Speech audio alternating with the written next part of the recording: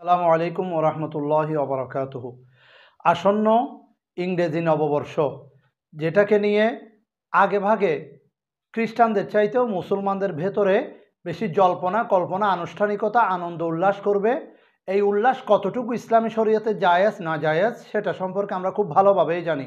রসুল আকরাম সাল্লাল্লাহু তাআলা আলাইহি ওয়াসাল্লাম বলেছেন, মান তাশাব্বাহা বিকওমিন ফাহুয়া মিনহুম, যে যাকে অনুসরণ করবে তার সাথে তার হাসর নাসর হবে। তবে আমরা জানি যে খ্রিস্টানরা জাহান্নামে যাবে।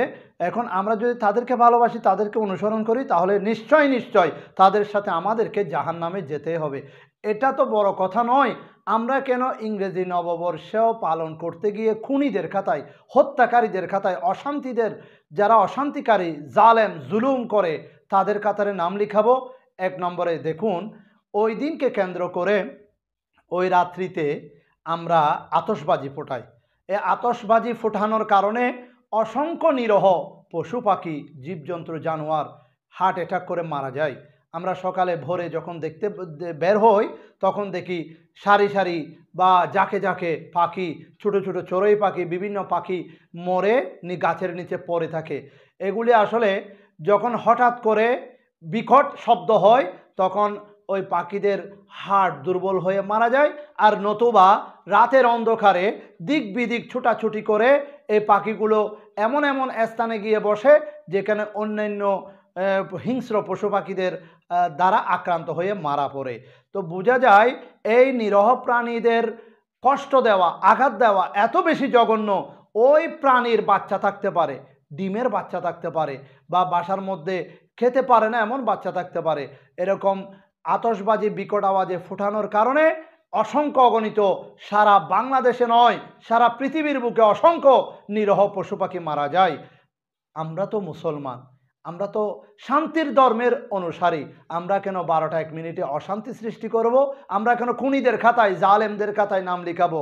প্রিয় হাজরিন, আমার প্রিয় দর্শক শ্রোতা মণ্ডলী, যারা আমার এই ভিডিও দেখছেন, প্রচার করতে হবে না, লাইক শেয়ার সাবস্ক্রাইব করতে হবে না, অন্তত আপনার পাশের জনকে এতটুকু সতর্ক করুন, এক আল্লাহ, আসমানের খোদা, এই সর্বশ্রেষ্ঠ মালিক, যিনি রহমতের ফেরেশতা দ্বারা সব কিছু পরিচালনা করছেন, মানুষের মনে কষ্ট দিলে যেভাবে আল্লাহ তাআলা তাকে ক্ষমা করেন না, মানুষের হক নষ্ট করলে যেভাবে মানুষ, আল্লাহ মাফ না করলে, ওই বান্দা মাফ না করলে আল্লাহ পর্যন্ত মাফ করেন না, ঠিক তেমনি মানুষের চাইতেও বেশি একটা নিরহ পশু পাখি যদি কষ্ট পেয়ে মারা যায়, হঠাৎ মারা যায়, তার জন্য আসমান থেকে গজব লানত আসে। যেমনটি করোনা ভাইরাস, এরকম ভাইরাসের মতো ভাইরাস সৃষ্টি হতে পারে পশু পাখির বদদুয়ার মাধ্যমে। তাই এই তো প্রথম একটা কথা বললাম। তাছাড়া আমরা বেকার ছেলেরা, এমবিবিএস, মা বাবার বেকার সন্তান, এরকম ছেলেরা বাবার হালাল টাকা দিয়ে আতশবাজি কিনে একটা আসমানে গিয়ে ফুটেছে, রঙিন রঙিন আলো বের হয়েছে, এখানে এর সাথে ইসলামের কোনো সম্পর্ক নাই।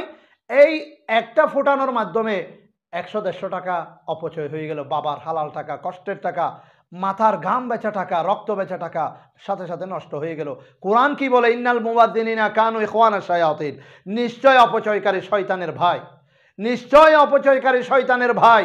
এ নিজে কামাই করে নাই, বাবার টাকা দিয়ে আতশবাজি কিনে ফুটিয়ে, এর মাধ্যমে রাত্রিবেলা আমাদের যারা 5 ওয়াক্ত নামাজ গুজার, তাহাজ্জুদ গুজার, ফজরের নামাজ পড়েন, তাদের ঘুমের ক্ষতি করে মুসলমানের মনে কষ্ট দেয়। প্রিয় মুসলমান ভাইগণ, এটা আমাদের সংস্কৃতি নয়। এটা করলে আমরা নিশ্চিত কাফের হয়ে মরব, আমাদের কলমা নসিব হবে না।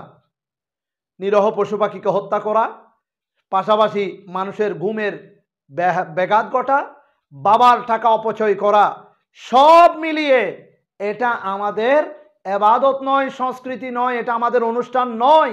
এটাকে বরণ করার মতো ইসলামী শরীয়ত অনুমোদন দেয় না। আফা হুকমাল জাহিলিয়াতি ইয়াবগুন, তারা কি জাহেলি যুগের বিধানকে গ্রহণ করতে চায়? জাহেলি যুগে ইহুদি নসরা খ্রিস্টানেরা এই সমস্ত এগুলিতে মশগুল ছিল। তাই আমি আমার প্রিয় মুসলমান ভাইদেরকে বলতে চাই, আপনার দ্বারা কেন নিরহ পশু পাখি উপকার হচ্ছে না? আপনি কিভাবে অপকার করতে পারেন? আপনি কোনো মুসলমানের উপকার করতে পারছেন না, কেন অপকার করবেন, ক্ষতি করবেন? এগুলি আজকে বুঝে আসছে না, একটা সময় আসবে বুঝে আসবে, তখন আর উপায় থাকবে না ভালো হওয়ার, এই গুনাহকে মোচন করার সুযোগ থাকবে না। সেই জন্য আজকে থেকে নিয়ত করুন, আজকে থেকে ঈমান আমল মজবুত করুন।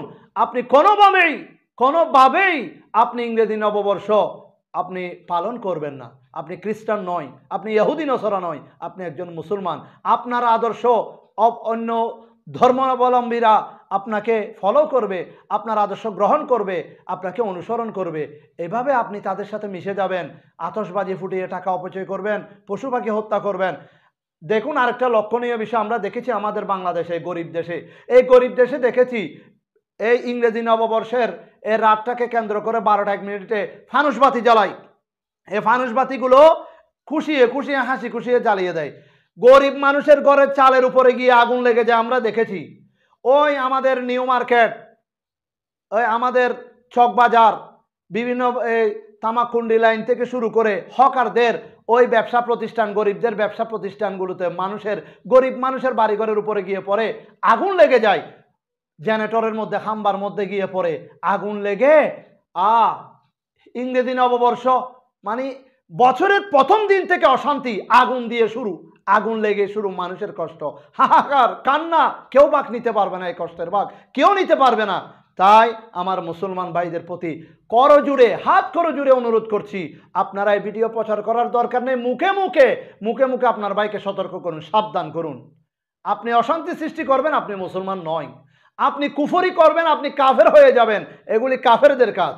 প্রিয় হাজিরিন, সময় থাকতে আপনার মুসলমান ভাইদেরকে সতর্ক করুন, আপনি নিজে সতর্ক হন। অপচয় থেকে, খুন খারাপি থেকে, আগুন লাগিয়ে দেওয়া থেকে আমাদের সমাজ, পরিবার, আমাদের প্রজন্মকে রক্ষা করুন। এতটুকুই আপনাদের কাছে বিনত অনুরোধ রইল।